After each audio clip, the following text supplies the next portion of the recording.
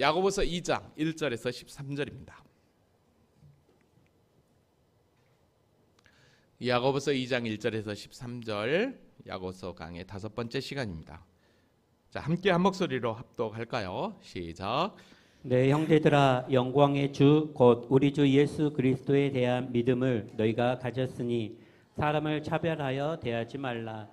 만일 너희 회당에 금 가락지를 끼고 아름다운 옷을 입은 사람이 들어오고 또 남루한 옷을 입은 가난한 사람이 들어올 때에 너희가 아름다운 옷을 입은 자를 눈여겨보고 말하되 여기 좋은 자리에 앉으소서 하고 또 가난한 자에게 말하되 너는 거기 서 있든지 내 발등상 아래에 앉으라 하면 너희끼리 서로 차별하며 악한 생각으로 판단하는 자가 되는 것이 아니냐. 내 사랑하는 형제들아, 들을지어다. 하나님이 세상에서 가난한 자를 택하사 믿음에 부요하게 하시고 또 자기를 사랑하는 자들에게 약속하신 나라를 상속으로 받게 하지 아니하셨느냐. 너희는 도리어 가난한 자를 업신여겼도다. 부자는 너희를 억압하며 법정으로 끌고 가지 아니하느냐. 그들은 너희에게 대하여 일컫는 바 그 아름다운 이름을 비방하지 아니하느냐. 너희가 만일 성경에 기록된 대로 내 이웃 사랑하기를 내 몸과 같이 하라 하신 최고의 법을 지키면 잘하는 것이거니와 만일 너희가 사람을 차별하여 대하면 죄를 짓는 것이니 율법이 너희를 범법자로 정죄하리라. 누구든지 온 율법을 지키다가 그 하나를 범하면 모두 범한 자가 되나니 간음하지 말라 하시니가 또한 살인하지 말라 하셨은즉 내가 비록 간음하지 아니하여도 살인하면 율법을 범한 자가 되느니라. 너희는 자유의 율법대로 심판받을 자처럼 말도 하고 행하기도 하라. 공의를 행하지 아니하는 자에게는 공의롭는 심판이 있으리라. 공의로운 심판을 이기고 자랑하느니라. 하나님 살아계십니다. 살아계신 하나님은 여전히 변함없는 사랑과 은혜로 우리와 늘 함께 하시는 하나님이신 줄로 믿습니다. 우리는 지금 계속해서 신약의 공동서신인 야고보서를 함께 공부하고 있습니다. 예수님의 친동생이었던 야고보, 그는 처음부터 예수가 하나님의 아들 그리스도라는 걸 믿지 못했죠. 왜냐하면 한솥밭에서 함께 밥을 먹던 그 육신의 형님이 어느 날 메시아고 하나님의 아들이라고 할 때 어떻게 믿었겠냐는 거죠. 그런데 십자가의 죽음과 부활 이후에 야고보는 예수님을 만나게 되죠. 그리고 그의 삶이 통째로 변하게 됩니다. 육신의 영이었던 예수가 정말 하나님의 아들 그리스도 곧 메시아 즉 구원자였다라는 사실을 믿게 될 때 그는 가만히 있을 수 없었던 거죠. 그래서 누구보다도 예수님의 제자들과 함께 예루살렘 교회를 세우는데 열심을 내었던 것을 우리는 확인할 수 있었습니다. 특별히 예루살렘 교회의 큰 수장이 되어서 전체 교회를 돌보는 일까지 감당하고 있는 야고보의 믿음을 우리가 확인했었습니다. 자, 우리는 지난 1장까지 공부하면서 이 야고보 사도가 우리에게 찾아온 구원, 우리가 하나님의 자녀가 된 거에 대해서 여러분 이게 결코 우연이 아니라 하나님의 절대 주권 가운데 우리에게 주어진 선물이다라는 것을 표현한 말씀들이 있었습니다. 제가 2장 말씀을 준비하면서 다시 1장 말씀을 묵상하는 가운데 어떤 말씀이 있었냐면 18절 하반절에 자기의 뜻을 따라 진리의 말씀으로 우리를 낳으셨다라는 거예요. 그러니까 우리가 하나님으로부터 내가 믿고 싶어서 하나님을 믿은 게 아니라 하나님께서 우리를 진리의 말씀으로 낳으셨다라고 분명하게 이야기를 합니다. 그리고 또 1장 21절에 보니까 너희 영혼을 능히 구원할 바 마음에 심어진 말씀을 온유함으로 받으라. 그러니까 우리를 구원할 수 있는 믿음까지도 어떻게 합니까? 마음에 심어줬다라는 것입니다. 그러니까 오늘 저와 여러분이 구원받는 건 우리의 어떠함이 아닌 하나님의 이런 강권적인 은혜, 강권적인 역사, 이게 바로 우리를 구원에 이르도록 만들었다라는 것입니다. 그러니까 저와 여러분이 진리의 말씀으로 그리고 우리 마음 가운데 구원할 심겨진 그 말씀을 믿었기 때문에 하나님의 자녀가 되었고, 그래서 우리는 그 하나님의 자녀가 되었기에 이제는 어떡합니까? 온유함으로 그 말씀을 받는, 즉 온유함으로 그 말씀의 삶을 귀하게 살아내는, 그게 바로 지난 시간에 얘기했던 하나님의 의를 이루는 참 경건의 삶이고, 우리가 계속해서 공부하고 있는 그리스도의 삶이라고 할 수 있는 것입니다. 그래서 바로 그 삶이 지난 시간 공부했던 말, 혀, 언어 생활에 있었고, 그 다음에 또 오늘 본문 여러분 읽어서 아시겠지만 차별하는 교회 안에서의 그런 서로 판단하는 그런 문제, 그 태도를 오늘 지적하고 있는 것을 보게 됩니다. 자, 그러면 지난 시간 말씀을 잠깐 살펴보고 오늘 본문을 한번 이어가 볼게요. 지난 시간에 하나님의 의를 이루는 삶이라는 제목으로 함께 나누었는데 결국 말, 언어 생활이었습니다. 그래서 다윗은 그의 말, 언어 생활을 어떻게 해야 될 것인지에 대해서 시편 141편 3절에 여호와여 내 입에 파수꾼을 세우시고 내 입술에 문을 지키소서라고 기도했던 것을 보면 얼마나 우리의 언어, 말이 중요한가를 우리가 확인할 수 있었습니다. 그래서 그리스도, 즉 하나님의 구원받은 자녀들은 어떻게 살아야 되느냐? 사람마다 듣기는 속히 하고 말하기는 더디하며 성내기도 더디하라 했습니다. 왜 듣기는 속히 하고 말하기는 더디하고 성내기를 더디하라 했느냐? 그건 다른 게 아니었죠. 하나님의 의를 이루기 위함이었습니다. 그러니까 하나님의 의를 이룬다는 것은 곧 하나님의 뜻대로 살기 위한 성도의 삶의 기준이라는 것이죠. 그래서 하나님의 의를 이루기 위해서는 이렇게 해야 되는데, 이렇게 하기 위해서는 두 가지 우리에게 뭔가를 요구했는데, 그게 뭐였느냐? 내 버릴 것은 내 버리고, 그리고 취할 것은 취하라는 거였어요. 그래서 모든 더러운 것과 넘치는 악은 버려버리라는 거예요. 그러면 버려버리고 우리 안에 버려버린 빈 마음에 채워야 될 게 뭐냐? 너희 영혼을 능히 구원할 바 마음에 심겨진 말씀, 그를 채우라고 그랬습니다. 그래서 사도 베드로도 뭘 버려야 되느냐, 뭘 채워야 되느냐, 그가 베드로 전서 2장에서 이렇게 얘기했죠. 모든 악독과 모든 기만과 외식과 시기와 모든 비방하는 말을 버리고 내버리라는 거예요. 갓난 아이들같이 순전하고 신령한 젖을 사모하라. 여러분 이 말씀은 그 뭐예요? 온유함으로 받으라. 똑같은 말이죠. 이는 그대로 말미암아 너희로 구원에 이르도록 자라게 함이라. 여러분 베드로뿐만 아니라 바울 사도도 마찬가지였습니다. 너희의 육식에게 욕심을 따라 썩어가는 구습을 따르는 옛사람을 벗어 내버리라는 거야.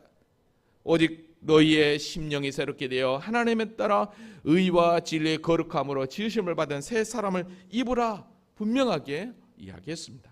그러니까 그리스도인은 하나님의 말씀을 듣는 자로, 즉 순종하는 자로, 온전히 우리 안에 있는 죄악들은 다 벗어버리고 취할 것은 온전히 취하는. 그래서 지난 1장 22절에 이렇게 얘기했습니다. 너희는 말씀을 행하는 자가 되고, 즉 순종하는 자가 되고, 듣기만 하여 자신을 속이는 자가 되지 마라. 겉으로만 드러내는 자가 되지 마라 라고 이야기를 했었습니다.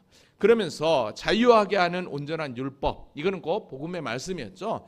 그 복음의 말씀을 듣는 자는 어떻게 합니까? 잊어버리는 자가 아니요 실천하는 자다. 그래서 그 사람을 그걸 행하는 자는 곧 복을 받는다라고 분명하게 우리에게 가르쳐 주었습니다. 그래서 스스로 경건하다고 하는 자들은 혀에 재갈을 무는 자라. 그러면서 자기 마음을 속이고 있다면 그 사람의 경건은 헛된 경건이다라고 그랬습니다. 그래서 참된 경건은 하나님 앞에서 정결하고 두려움이 없는 것이고, 그리고 또한 고아와 과부를 그 환난 중에 돌보고 또 자기를 지켜 새 속에 물들지 않는 거라 그랬습니다. 여기서 고아와 과부를 그 환난 중에 돌보고, 자, 이게 오늘 본문으로 오면 바로 차별의 문제하고 같이 연관이 되어 있는 것을 우리가 확인하게 됩니다. 자, 이것이 바로 하나님의 의를 이루는 참된 경건에 이르는 그리스도의 삶의 모습이었습니다. 그러니까 우리가 온전히 버릴 것은 버리고 취할 것은 취하는 삶, 그게 진정한 그리스도의 삶이었죠. 그게 이제 지난 시간 말씀이었고, 자, 오늘 다시 하나님의 의를 이루는 데 있어서 정말 그리스도의 삶은 어떤 삶인가라는 거예요. 자, 그럼 오늘 본문을 설명하기 전에 먼저 전체적인 그 시대의 역사적 시대적 배경을 먼저 제가 설명하고 오늘 본문으로 한번 들어와 보겠습니다. 지금도 마찬가지지만 초창기 1세기, 그러니까 초대교회 안에서의 사회적 배경을 보면 그 당시에는 더더욱 계급 사회였습니다. 부자와 아주 가난한 자의 차이는 분명하게 드러났습니다. 그러니까 부한자와 가난한 자의 차이, 빈부격차가 심했기 때문에 사회에서도 마찬가지였죠. 노동자 계급과 부자 계급, 성경에는 자유자와 종 이렇게도 표현을 하게 됩니다. 자, 그런데 이런 사회적인 그런 환경적인 그 요인이 하나님의 교회까지도 들어와 있는 거예요. 아직까지 분명하게 뭔가 이분들에게 선명하게 복음이 보여지지 않기 때문인 거죠. 자, 그러다 보니까 교회 안에서도 이 차별의 문제가 생긴 것입니다. 부한 자들은 재력이 있고 권세가 있고 능력이 있는 자죠. 가난한 자는 그 당시에 노예, 종, 즉 노동자 계급을 의미합니다. 고대에는 옷만 입은 것만 봐도 그 사람의 신분을 우리가 알 수 있습니다. 그런데 자, 이들이 종이나 즉 가난한 자나 부자들이나 함께 믿음의 공동체가 되어 한 교회를 섬기고 있습니다. 한 형제 자매로 이름을 부르고 있습니다. 자, 그러면 여러분 그 당시 1세기 그렇게 고리 깊고 계급 사회 그런 사회에서 서로 형제 자매가 하나가 된다? 이게 결코 쉽겠냐는 거죠. 교회 안에서. 아무리 예수의 이름으로 사랑한다고 하지만 부자와 이 가난한 자, 즉 부유층과 하층 계급이 서로 하나가 된다는 건 정말 힘들었습니다. 이 모습을 우리가 어디서 볼 수 있냐면 문제투성이라고 할 수 있는 고린도 교회의 모습을 보면 우리가 알 수 있습니다. 잠깐 그 고린도 교회 현장을 한번 잠깐 가볼게요. 고린도전서 11장 20절에서 22절에 보면 이 만찬의 문제, 먹는 문제를 다루고 있습니다.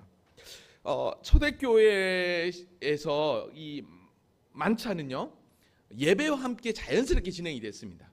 그러니까 예배로 이렇게 모이면 그 예배 모임 가운데서 식사와 함께 자동적으로 이렇게 연결이 됐어요. 그러니까 여기서 주의 만찬이라고 하는 표현은 식사와 성찬을 예찬을 상징하게 됩니다. 근데 이 초대교회 안에 식사는 어떤 의미가 강하게 있었냐면 구제하고 깊은 연관이 있습니다. 왜냐하면 초대교회 안에 가난한 성도들은 정말 예수 믿는 것 때문에 고난을 당하고 있었거든요. 그러다 보니까 실제적인 경제 생활이 너무너무 어려웠던 자들입니다. 그러니까 경제적으로 어려울 수밖에 없는 것이죠. 그래서 초대교회 안에 식사의 이 만찬의 교제는 이 가난한 자들을 향한 구제 성격이 상당히 강했어요. 그래서 교회에 올 때 어땠냐면 각자 우리는 지금 식사 당번들이 식사를 준비해서 식사를 제공하지만 각자 도시락을 싸와서 한 곳에서 모여서 공동 식사를 했어요. 자, 그러다 보면 여러분 부자들이 싸온 도시락과 가난한 자들이 싸온 도시락에는 분명한 차이가 있었겠죠. 좀 더 부유한 자들은 좋은 음식을 그리고 또 그래도 나 혼자 먹는 게 아니니까 많은 사람들 나눠 먹는 것이니까 더 많이 싸우겠죠. 그러나 실제 가난한 자들은 싸우는 게 형편이 없겠죠. 그러니까 예를 든다면 부자들은 좋은 밀가루에 빵, 그 당시에 빵과 포도주가 이 음료 주식이었으니까 좋은 밀가루에 아주 맛있는 빵, 그리고 좋은 재료로 쓴 포도주. 그러면 정말 가난한 자들은 어떻게 합니까? 쉽게 얘기하면 보리빵 같은 그냥 입이 텁텁한 그런 빵, 그리고 질이 그렇게 좋지 않은 포도주.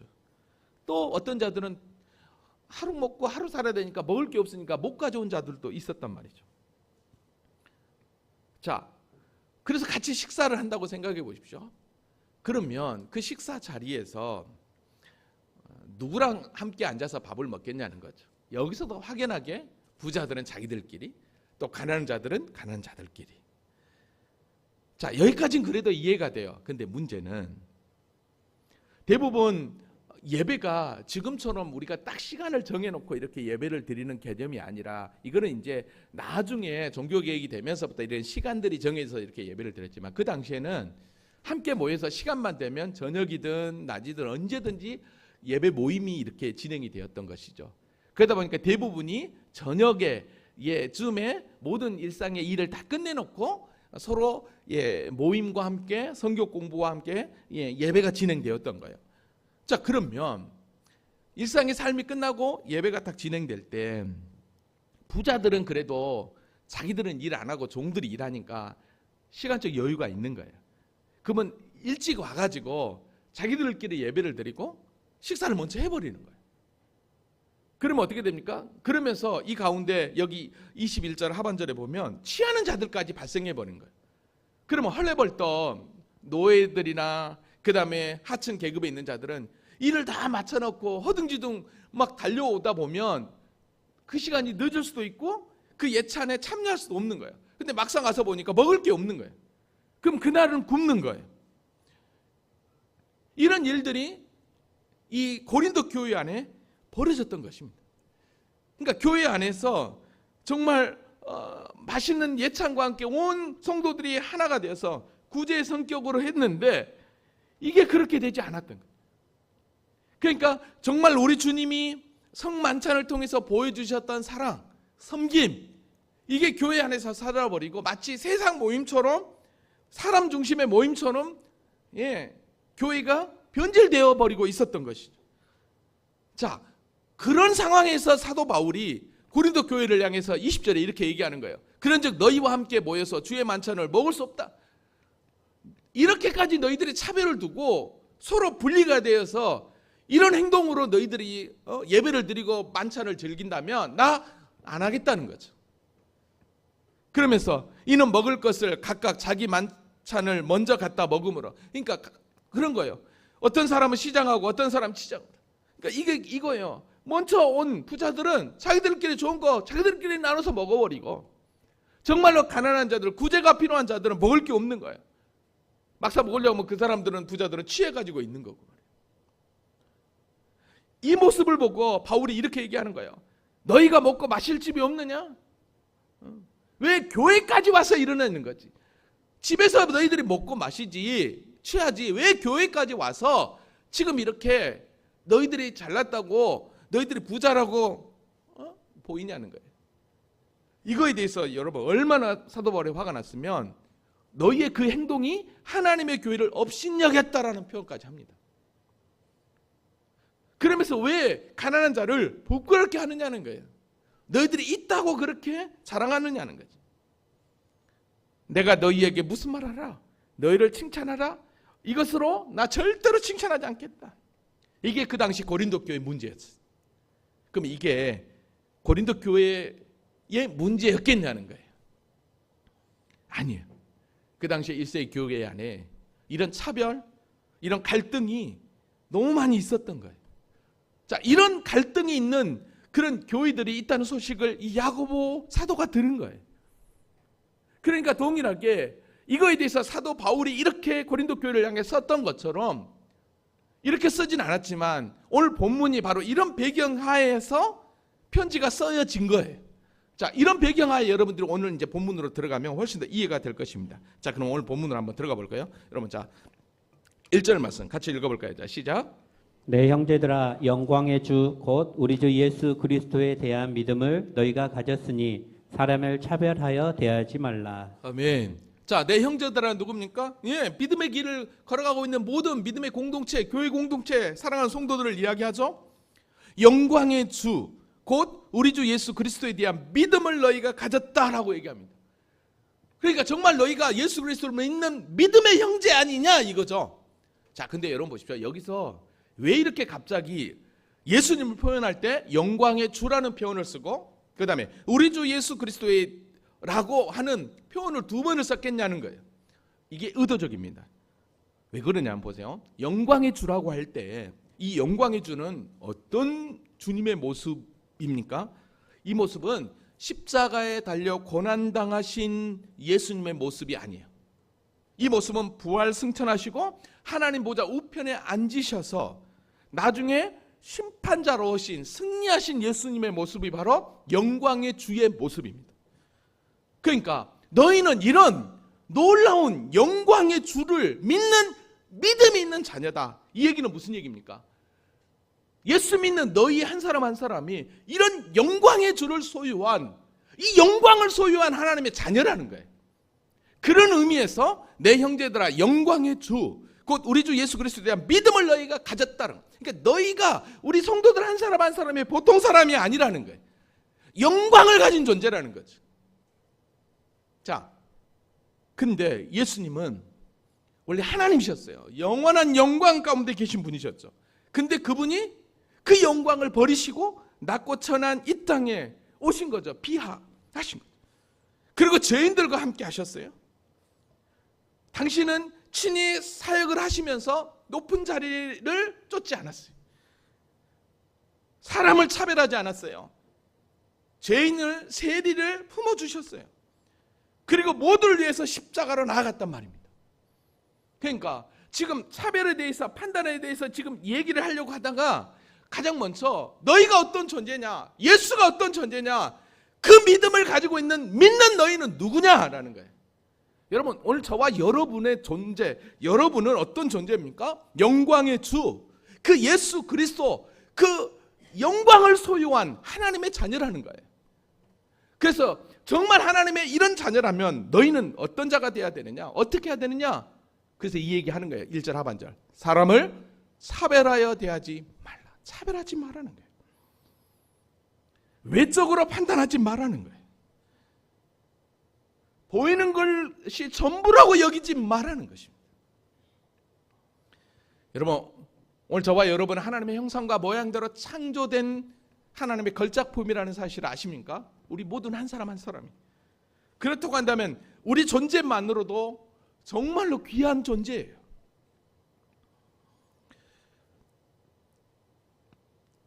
그래서 저와 여러분이 그 귀한 존재를 가지고 있는 그런 영광스러운 존재였는데 죄로 말미암아 이 모든 게 끝나버렸죠. 그런데 하나님의 강권적인 은혜로 죄가 용서되어서 다시 한 번 더 이 영광의 그 존재로 다시 세워졌다면 이제는 어떻게 해야 되겠냐는 거예요. 단순히 눈에 보이는 성도들을 판단하고 평가하지 말고 편파적인 태도를 취하지 말라는 거예요. 그러면서 여러분 보십시오. 차별대하지 마라. 이렇게 표현하면서 이제는 예를 하나 듭니다. 이 예가 분명히 그 당시에 일어나는 예였을 거라고 저는 생각을 합니다. 그 예가 바로 뭐냐면 2절부터 이야기합니다. 2절 다 같이 읽어볼까요? 시작. 만일 너희 회당에 금 가락지를 띠고 아름다운 옷을 입은 사람이 들어오고 또 남루한 옷을 입은 가난한 사람이 들어올 때에. 네, 보세요. 만일, 그러니까 예를 든 거예요. 회당에, 자 여기서 회당이라고 하는 것은 시나고게라고 하는 뜻으로 함께 모이는 장소라는 뜻이에요. 사실 교회가 생기기 전에는 성전이 있고 그 성전이 있고 난 이후에 이 회당은 언제 생기냐면 남유다가 바벨론에 의해서 멸망 심판을 당하게 되고 바벨론 70년 포로에 끌려갈 때 성전은 파괴되었잖아요. 그래서 이 유대인들이 자신들만의 율법 또 하나님을 예배하는 장소로 그때부터 회당이 생겼습니다. 그래서 유대인 남자 10명만 있으면 이 회당을 짓고 그 회당에서 율법을 같이 나누고 공부하고 거기서 하나님을 찬양하고 예배를 드렸어요. 그래서 처음 초대교회가 시작될 때는 거의 대부분이 유대인들로부터 복음이 시작되었기 때문에 회당 중심으로 교회가 시작이 됐죠. 그러니까 회당에서 예배를 드리게 된 거예요. 그러다 보니까 어떻게 됩니까? 나중에는 기독교인들을 박해하게 되고 유대인들이 이 그리스도인들이 기독교인들이 회당에 와서 이게 율법하고 상관없이 막 믿음으로 구원받는다 하고 이 막 율법적 행동을 무시하니까 이제 쫓겨나게 되는 거죠. 그래서 결국 교회가 어디로부터 시작되냐면 회당에서부터 시작하다가 결국은 가정교회로부터 시작하게 되고 그 가정교회에서부터 이제 교회가 출발되고 있는 걸 보게 됩니다. 자, 근데 이 야고보가 지금 너희 회당에서라고 하는 것은 아직 그러니까 초기의 교회의 그 상태예요. 아직까지 분명한 복음으로 그들이 깨닫지 못한 그런 상태에 있다라고 할 수 있습니다. 그러니까 회당이라고 쓴 이유는 이 야고보 사도가 오늘 본문을 보면 이 율법이라고 하는 내용을 많이 써요. 그러니까 상당히 유대인 그리스도인들이 많이 있었다는 의미예요. 자, 회당에 금가락지를 끼고 아름다운 옷을 입은 사람이 들어오고 이건 부자죠. 또 남루한 옷을 입은 가난한 사람들이 들어올 때 분명히 대조가 됩니다. 가난한 자와 부자가 대조가 됩니다. 3절에 보니까 이렇게 얘기해요. 너희가 아름다운 옷을 입은 자를 눈여겨보고, 이건 부자들이죠. 여기 좋은 자리에 앉으소서 하고 상석에 앉으라는 거예요. 또 가난한 자들에게 말하되 눈여겨보고 누추한 옷을 입은 자들을 보면 말하되 너는 거기 서 있든지 거기 그냥 서 있든지 내 발등상 아래 앉으라 하면 이거 완전히 지금 차별이 일어나는 거죠. 어떻게 되겠냐는 거예요. 사실 유대인 관습상 상석은요, 잔치집 상석이나 회당에서는 이 랍비들이나 그런 분들이 좀 지위가 명성 있는 분들이 높은 자리에 앉았다고 합니다. 물론 사회 통념적으로 이해는 됩니다. 자, 근데 여러분 보십시오. 지금 이 모임은 어떤 모임입니까? 하나님을 예배하는 예배 공동체예요. 근데 이렇게까지 겉으로 보여지는 모습을 통해서 성도들이 차별을 한다면 어떻게 되겠냐는 거예요. 그래서 4절에 이렇게 얘기합니다. 너희끼리 서로 차별하며, 이게 차별 아니냐는 거예요. 자, 이렇게 하는 행동이 뭐래요? 악한 생각으로 판단한 악한 생각이라는 거예요. 그러니까 교회 안에서 지금 차별이 일어나면서 판단이 일어나는데 그게 뭐래요? 악한 생각이래요. 지금 교회의 기준은 무엇입니까? 교회는 예수 사랑으로 하나가 되는 하나님 나라의 모델이거든요. 하나님 나라의 모델로서 교회가 세워지고 교회로서의 존재의 가치가 있는데 지금 세상 문화와 똑같이 차별과 판단이 교회의 기준이 되고 있는 거예요. 그럼 교회나 사회나 똑같아요. 그럼 이거 어떻게 되겠냐는 거죠. 그리스도인이 세상에서 빛과 소금의 역할을 감당하지 않으면 그가 그리스도인인지 세상 사람인지 똑같은 거 아니에요? 이거에 대해서 서로 판단하는 그 모습을 보면서 나중에 또 보겠지만 야고보서 4장 11절에 이렇게까지 사도 바울이 얘기를 해요. 형제들아 서로 비방하지 마라. 그러니까 판단하지 말라는 거죠. 형제를 비방하는 자나 형제를 판단하는 자는 곧 율법을 비방하고 율법을 판단하는 것이라. 네가 만일 율법을 판단하면 율법의 준행자가 아니요 재판관. 네가 재판관이냐는 거예요. 교회 안에서 차별하고 판단하는 그런 모습이 너희 안에 있다면 네가 재판관이냐는 거예요. 네가 주인이냐 이거죠. 그래서 12절에 뭐라고 합니까? 입법자와 재판관은 오직 한 분이시다. 능히 구원하시기도 하시며 멸하기도 하시느니라.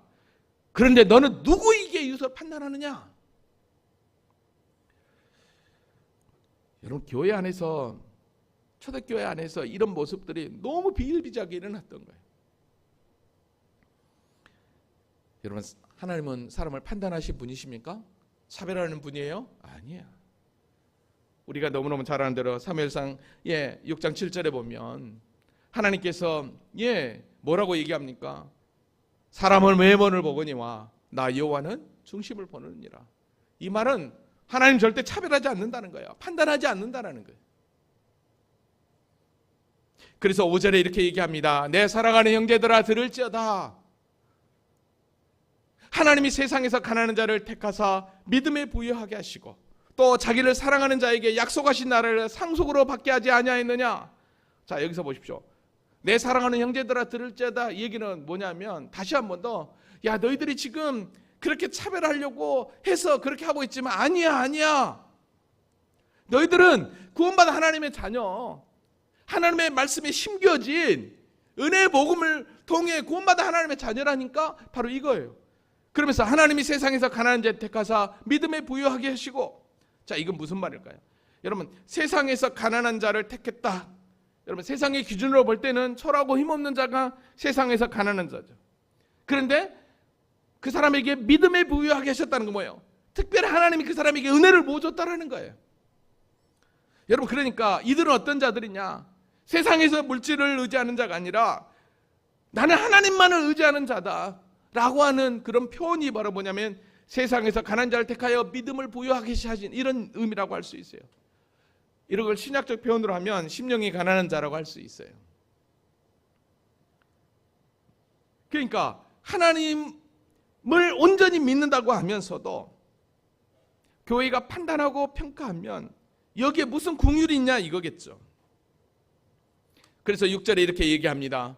너희는 도리어 가난한 자를 업신여겼도다. 부자는 너희를 억압하며 법정으로 끌고 가지 아니하였느냐. 계속해서 그들의 잘못을 지적해요. 그러니까 교회가 완전히 사회공동체가 되어 있는 거죠.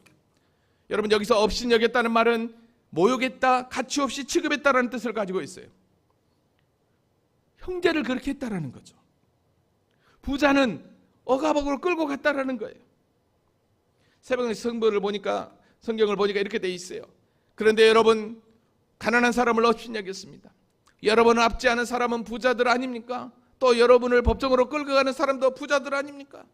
여러분, 사실 그 당시에 이런 법적인 문제, 이 부자들이 가난한 자를 끌고 가서 고소하는 문제는 비일비재했다고 합니다. 왜냐하면 채무관계 때문에 그런 거죠.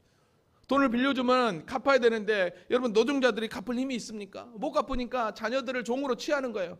그래도 못하니까 법정에 데려가가지고 또 판단받게 하고 노예로 팔고 그런 일들이 벌어졌다는 거죠. 근데 교회 안에서까지도 이런 일들이 벌어지고 있었던 거죠. 여러분, 왜 사도 야고보가 지금 이야기를 할까요? 가난한 자들이 부자보다 더 낫기 때문에, 믿음이 좋기 때문에? 아니에요. 부가, 물질이, 세상이 사람이 차별의 기준이 아니라는 거예요. 아까도 얘기했지만 하나님의 나라는 어떤 것이냐? 즉 하나님의 교회는 하나님의 나라를 모델로 하는 곳이에요. 그래서 로마서 14장 17절에 보면 하나님의 나라는 먹고 마시는 것이 아니요 오직 성령 안에 있는 의와 평강과 희락이라 그랬어요. 즉 하나님의 나라, 모델된 하나님의 교회는 의가 있고 평강이 있고 희락이 넘치는 곳이어야 돼요. 그런데 의와 평강과 희락이 넘치지 않고 하나님의 이름으로 교회가 세상으로부터 똑같은 세상의 모습을 취하고 있다면 이게 되겠냐는 거예요. 그래서 오늘 보면 7절에 이렇게 얘기해요. 그들은 너희에게 대하여 일컫는 바 그 아름다운 이름을 비방하지 않느냐. 아름다운 이름으로, 즉 하나님의 교회가, 즉 예수 그리스도의 이름이 비방을 받게 되는 거죠. 세 번역에 보니까 여러분이 받드는 그 존귀한 이름을 모독하는 사람도 부자들이 아닙니까? 여기서 계속 부자들을 얘기하지만 부 자체가 문제가 아니에요. 부를 보면서 차별하고 부를 동경하고 그런 말하면 하나님의 의를 망각해버리고 있는 그들의 믿음 없는 행동을 보면서 지금 책망하고 있는 것이요. 사랑하는 성도 여러분, 하나님의 교회는 어떤 것입니까? 조금 전에 얘기했지만 하나님의 통치가 있는 하나님 나라의 모델이에요. 그럼 하나님의 나라의 모델이라고 한다면 거기에는 하나님의 의, 평강, 희락이 넘쳐야 되는 거예요. 할렐루야. 이런 은혜가 저와 여러분에게 있습니까? 우리 교회에 넘치고 있습니까?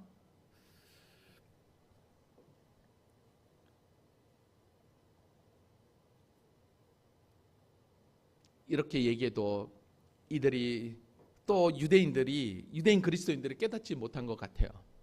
그래서 이번에는 이제 8절부터는 율법의 이야기를 가지고 끌고 와서 다시 얘기합니다. 너희가 만일 성경에 기록된 대로, 성경에 기록된 구약 성경이죠. 내 이웃 사랑하기를 내 몸과 같이 하라 하신 최고의 법을 지키면 잘하는 것이거니와, 그죠? 이거는 이미 성경에 기록되어 있어. 레위기에 기록되어 있거든. 율법에 기록되어 있거든요. 내 이웃 사랑하기를 내 몸과 같이 하라 하신 최고의 법을 지키면 잘하는 것이요. 여러분, 이웃 사랑에 관한 이거는요, 우리 주님께서도 이게 율법이요 선지자의 강령 본뜻이다라고 우리 주님께서도 이야기했어요. 그러니까 차별은 복음에 나타난 하나님의 뜻만이 아니라 율법에 나타난 하나님의 뜻도 거스르는 행동이었던 것이죠. 그래서 9절에 이렇게 얘기하는 거예요. 만일 너희가 사람을 차별하여 대하면 죄를 짓는 것이니 율법이 너를 범법자로 정죄하리라. 그러니까 교회 안에서 차별은 율법적으로만 봐도 뭐다? 죄다. 여러분, 이게 세번역보다 옛날 성경 개역 한글판을 보니까 더 자세히 되어 있었어요. 만일 너희가 외모로 사람을 취하면 죄를 짓는 것이니 율법이 너를 범죄자로 정하리라. 율법도 범죄자로 정한다. 이 차별이. 하물며 근데 율법을 통해서 예수 그리스도 십자가의 구속의 은혜로 율법에서 자유함을 받은 너희가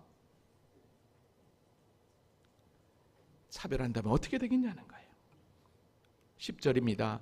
누구든지 온 율법을 지키다가 그 하나를 범하면 모두 범한 자가 되나니. 그렇죠.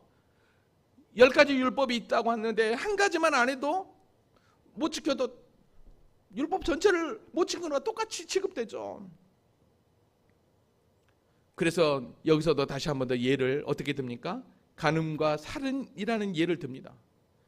간음하지 말라 하신 이가 또한 살인하지 말라 하셨은즉 내가 비록 간음하지 아니하여도 살인하면 율법을 범한 자가 되느냐. 그렇죠. 한 가지만 범해도 다 범하게 되는 거예요. 그러니까 율법을 지킨다고 하는 자가 간음은 하면서 살인 안 했다고 하면 나는 율법을 지켰다 말할 수 있냐는 거예요. 아니라는 거예요. 간음하는 자도 정죄받고 살인하는 자도 정죄받고. 왜 이걸 끌고 오겠습니까? 그걸 그대로 수평이동하면 차별하는 자도 정죄받는다는 거예요. 사랑하는 성도들, 오늘 저와 여러분은 마지막 때가 되면 모두 다 심판대 앞에 서게 됩니다. 우리는 물론 심판대 앞에 섰을 때 구원의 문제로 심판은 받지 않습니다. 왜? 우리는 예수 그리스도를 말미암아 구원받은 하나님의 존재가 되었기 때문에. 그러나 우리가 심판받을 때 우리가 얼마나 그리스도의 삶, 하나님의 의를 이루며 살았느냐. 여러분, 이거에 대해서는 저와 여러분이 어떻게 답하겠냐는 거죠. 그래서 오늘 12절에 이렇게 얘기합니다. 너희는 자유의 율법대로 심판받을 자처럼 말하고 행하기도 하라.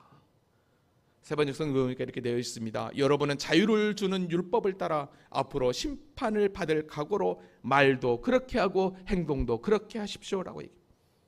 즉 심판대 앞에 섰을 때 내가 어떻게 그 심판을 피할 것인가, 당할 것인가를 생각하고 뭐 하라는 거예요? 말하고 행동하라는 거예요. 여러분, 여기서 자유의 율법, 이거는 뭐예요? 이거는 1장 28절에 나와 있는 자유하게 하는 온전한 율법, 이거는 복음의 말씀이거든요. 여러분, 자유의 율법은 이미 더 이상 우리에게 이 율법적 그 어떠함은 없죠. 왜냐하면 예수 그리스도의 십자가의 구속의 은혜로 우리는 모두 이 율법에 대한 정죄는 다 용서받았으니까.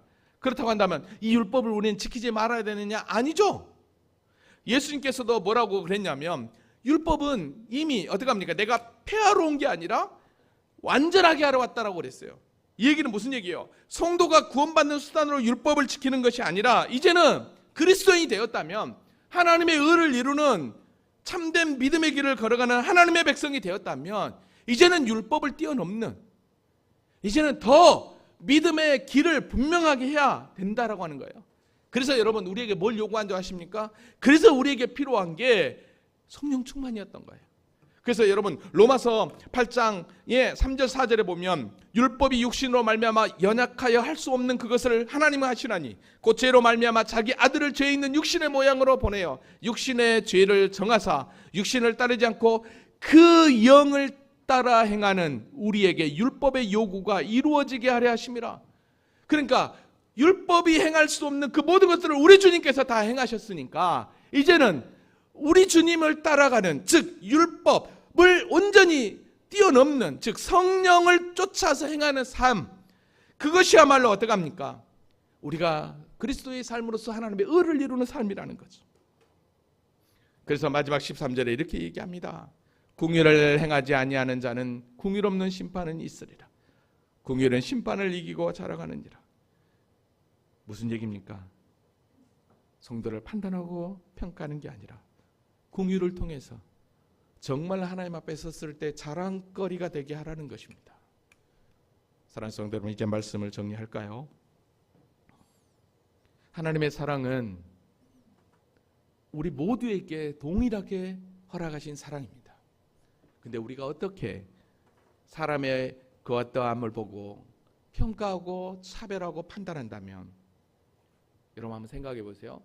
지금 나의 행동, 내 삶이 하나님 앞에 날마다 판단되고 차별된다고 생각해 보십시오. 그러면 과연 우리 주님 앞에 내가 바로 설 수 있겠냐는 거예요. 우리가 이런 하나님의 사랑을 받고 있음에도 불구하고 내가 다른 사람을 판단하고 평가한다? 그리고 그 사람을 정죄한다? 이건 있을 수가 없는 거예요. 이게 하나님의 나라를 모델로 하는 하나님의 교회라고 할 수 있겠냐는 거예요. 아닙니다. 하나님의 교회는 말로만 있는 사랑이 아니라 정말로 긍휼과 사랑과 섬김이 넘치는 교회가 진짜 사랑인 줄로 믿습니다. 오늘 13절 말씀은 우리에게 많은 것을 시사합니다. 긍휼을 행하지 아니하는 자에게는 긍휼 없는 심판이 있다. 이게 무슨 얘기예요? 그러면 긍휼을 행하는 자는 긍휼의 심판이 있다는 거잖아요. 그 긍휼의 심판은 뭐예요? 곧 그 심판을 이기고 자랑하게 된다라는 거예요. 승리하게 된다라는 거예요. 오늘 제가 설교 제목을 차별과 긍휼의 차이라고 그랬어요. 여러분, 차별과 하나님의 이 긍휼의 차이 있을까요? 이건 동전의 양면과도 같은 거예요. 이 차이는 얼마든지 내가 극복할 수 있습니다. 그러나 이 차이를 자꾸만 내 안에 섬김과 긍휼과 사랑의 마음이 없으면 자꾸만 이 차이는 벌어지게 되어 있는 것입니다. 그러기에 우리가 하나님의 교회를 섬기면서 믿음의 길을 가면서 하나님의 의를 이루며 참된 경건의 삶, 그리스도의 삶을 살아가는 데 있어서 저와 여러분이 정말 하나님의 자녀답게 좀 더 섬기며 긍휼을 베풀며 하나님의 나라를 완성해가는 그 길에 매진해 갈 때 진짜 하나님의 교회가 저와 여러분 안에 하나님의 나라가 임하는 그런 놀라운 축복이 우리 가운데 넘치게 될 줄로 믿습니다. 이 믿음으로 정말 진짜 그리스도인답게 전진합시다. 아멘. 아멘. 우리 다 같이